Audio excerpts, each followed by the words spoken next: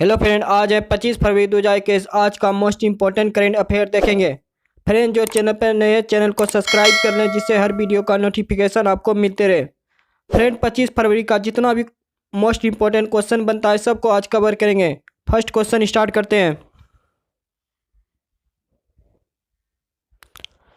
Atlantic महासागर को पार करने वाली सबसे कम उम्र की अकेली महिला कौन है? Option number D, jasmine Harrison is the correct answer.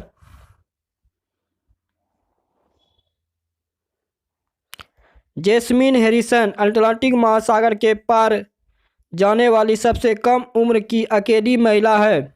वह उत्तरी यॉर्कशायर के रिक्स से 21 वर्षीय तैराकी शिक्षिका है और वह कैरिबियाई राष्ट्र एंटीगुआ के द्वीप पर पहुंची। उसने पश्चिम से पूर्व दिशा में 70 दिनों में 3 घंटे और 48 मिनट में यात्रा पूरी की। हैरिसन ने अपनी इस यात्रा के दौरान 10,000 पाउंड रुपये में 10 लाख रुपये चैरिटी के तौर पर जमा किया। अब तक अटलांटिक पार करने वाली सबसे कम उम्र की महिला रोवर अमेरिका की थी, जो 22 वर्षीय केटी स्पोर्टर्स थी। नेक्स्ट क्वेश्चन, किस ई कॉमर्स कंपनी ने पूर्व सैनिकों को रोजगार के अवसर प्रदान करने के लिए महानिदेशक पूर्णवास के साथ एक समझौता ज्ञापन पर हस्ताक्षर किए हैं?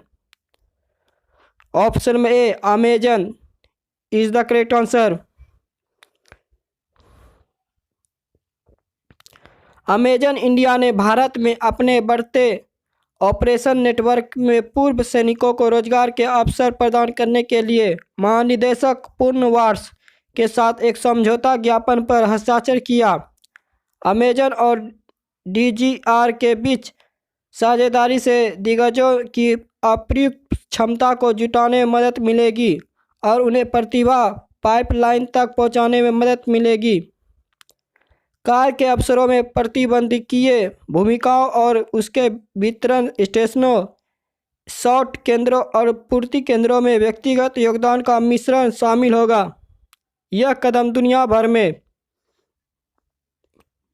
2025 तक 25,000 अनुभवी पूर्व सैनिकों को नियुक्त करने के लिए अमेजॉन की दृष्टि से जुड़ा हुआ है। Next question,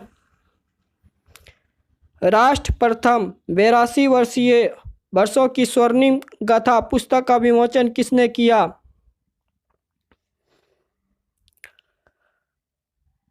option number D, गृह मंत्री Amit Shah is the correct answer. गृह मंत्री अमित शाह ने नई दिल्ली में एक पुस्तक राष्ट्र प्रथम 82 वर्षों की स्वर्णिम गाथा का विमोचन किया।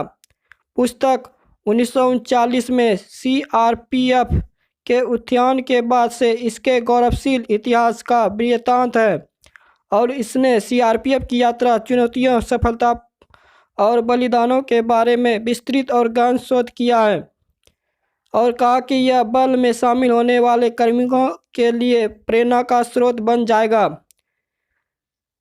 सीआरपीएफ के जवान हमेशा लेफ्ट विंग एक्सट्रीमिज्म प्रभावित क्षेत्रों, सीमाओं या भारतीय संसद को सुरक्षा रिंग प्रदान करने में सबसे आगे रहे हैं।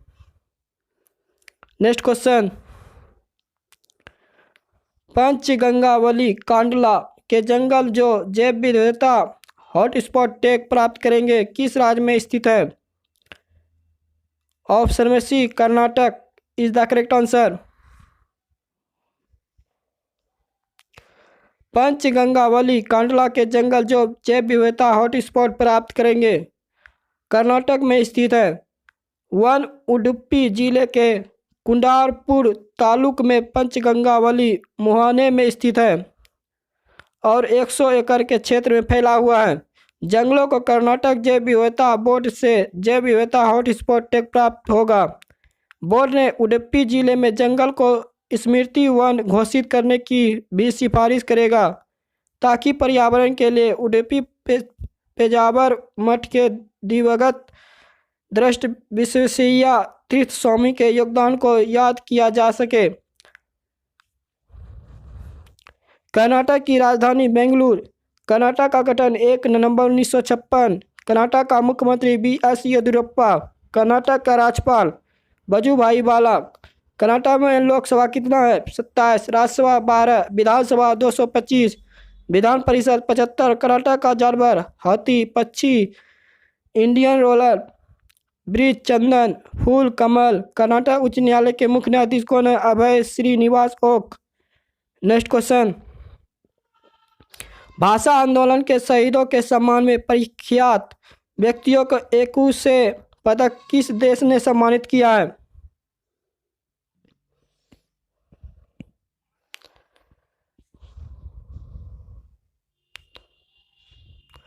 ऑप्शन में B, Bangladesh is the correct answer.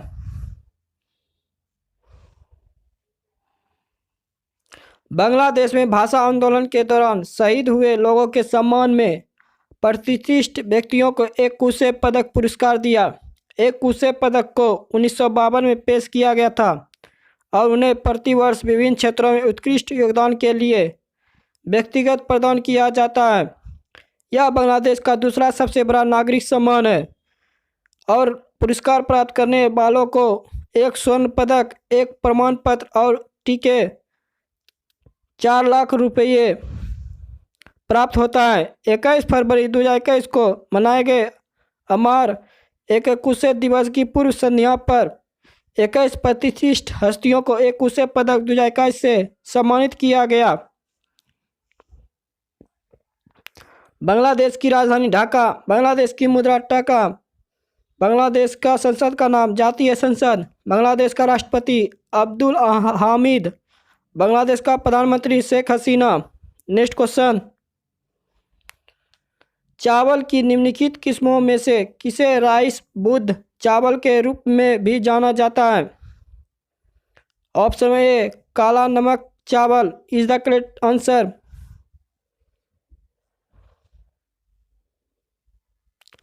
काला नमक चावल को बुद्ध चावल के रूप में भी जाना जाता है और यह भारत में उगाए जाने वाले सुगंधित चावल की बेहतरीन किस्मों में से एक है। इसे बुद्ध का महाप्रसाद के नाम से भी जाना जाता है और इसे बुद्ध भिक्षुओं को बौद्ध देशों में चावल को बढ़ावा देने के प्रयास के लिए पेश किया गया था। मुख्य रूप से देवरिया, गोरखपुर, कुशीनगर, गोड्डा, महाराजगंज, सिद्धार्थनगर, बलरामपुर, संत कबीर नगर, बहराइच, श्रावस्ती में चावल की खेती की जाती है।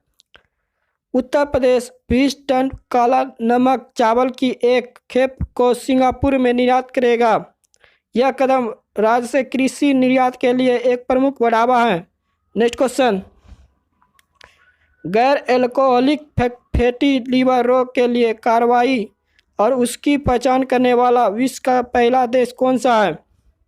ऑप्शन में B, Bharat is the correct answer. Next question,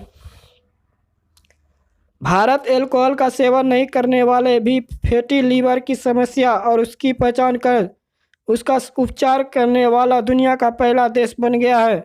केंद्र सरकार ने गैर अल्कोहल फैटी लीवर रोग के उपचार तथा कैंसर, मधुमेह और हृदय रोगों की रोकथाम तथा नियंत्रण के राष्ट्रीय कार्यक्रम संबंधी दिशा निर्देशों जारी किए हैं। इस कदम का उद्देश्य दैनिक उपचार से निवारक स्वास्थ्य को स्थानांतरित करना है। गैर अल्कोहल फैटी लीवर रोग के बारे में, इस बीमारी में ऐसे व्यक्तियों के लीवर में फैट जमा हो जाता है जो कम या ज़्यादा मात्रा में शराब पीते हैं। इसके कारण अज्ञात हैं और रोग की संभावना को बढ़ाने वाले कारक गैस्ट्रिक बाईपास सर्जरी, उच्च कोलेस्ट्रॉल, मोटापा और टाइप 2 मधुमेह हैं। नेक्स्ट क्वेश्चन, भारत में कागज रहित बजट प्रस्तुत करने वाला पहला राज्य कौन सा है? ऑप्शन में D, Uttar Pradesh is the correct answer. Uttar Pradesh ऐसा पहला भारतीय राज्य बन गया जिसने कागज रहित बजट को पेश किया है। राज्य के वित्त मंत्री सुरेश खन्ना ने 22 फरवरी 2021 को पेपरलेस मोड में 2021 2021-22 के लिए राज्य का बजट पेश किया। उत्तर प्रदेश सरकार ने वित्तीय वर्ष 2021-22 के लिए 5,50,270 करोड़ रुपये का बजट पेश किया है। उत्तर प्रदेश को आत्मनिर्भर बनाने के उद्देश्य से यह बजट पेश किया गया था। बजट लोक कल्याण के उद्देश्य से विकसित किया गया है और विकासोन्मुखी उत्तर प्रदेश विशाखोन्मुखी है। उत्तर प्रदेश का राजधानी लखनऊ। उत्तर प्रदेश का गठन 24 जनवरी 1950। उत्तर प्रदेश का राज्यपाल श्रीमती आनंदीबेन पटेल। उत्तर प्रदेश का मुख्यमंत्री श्री योगी आदित्यनाथ। उत्तर प्रदेश में लोकसभा कितना है? 80, राज्यसभा 31, विधानसभा 404, विधान परिषद 100। नेक्स्ट क्वेश्चन, हाल ही में किस मध्य पूर्वी राष्ट्र ने सशस्त्र बलों में महिलाओं की भर्ती की घोषणा की है? Option A Saudi Arabia is the correct answer. Saudi Arabia में महिलाओं के अधिकारों को बढ़ाने के उद्देश्य से किए गए कई उपायों में राज्य ने सशस्त्र बलों में महिलाओं की भर्ती की घोषणा की है। सशस्त्र बलों में महिलाओं की अनुमति देने की योजना पहली बार वर्ष 2019 में घोषित की गई थी। महिलाओं को अब सिपाही, लॉन्स कॉर्पोरल, सार्जेंट और स्टाफ सार्जेंट के रूप में भर्ती किया जाएगा। सरकार ने अतिरिक्त मापदंड भी सामने रखे हैं, जैसे कि गैर सऊदी नागरिकों से शादी करने वाले आवेदक भर्ती के लिए पात्र नहीं होंगे। सऊदी अरब की राजधानी रियाद। सऊदी अरब का मुद्रा रियाल। सऊदी अरब का संसद का नाम मजलिस अल शूरा। सऊदी अरब का राष्ट्रपति मोहम्मद बिन सलमान। नेक्स्ट क्वेश्चन, भारतीय नौसेना का डैमेज कंट्रोल सेक्यूलेटर कहाँ स्थित होगा? ऑप्शन में C Port Blair is the correct answer.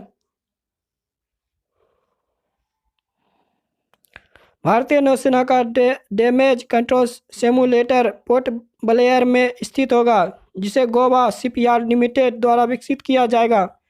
Damage control simulator Port Blair में युद्धपोतों पर क्षति प्रबंधन में नौसेनाओं कार्मिकों को प्रशिक्षित करने के लिए एक महत्वपूर्ण सिमुलेटर के रूप में काम करेगा। सिमुलेटर DCS एक प्रशिक्षण प्रणाली है जो जहाज पर चालक दल के लिए यथार्थवादी और तनावपूर्ण लेकिन नियंत्रित वातावरण का अनुकरण करेगी। यह विभिन्न क्षति परिदृश्यों में मरम्मत में चालक दल को प्रशिक्षित करने में मदद करेगा। फ्रेंड, जो चैनल पर नए, चैनल को सब्सक्राइब कर लें, जिससे हर वीडियो का नोटिफिकेशन आपको मिलते रहे। वीडियो अच्छा लगा तो लाइक करें और शेयर करें।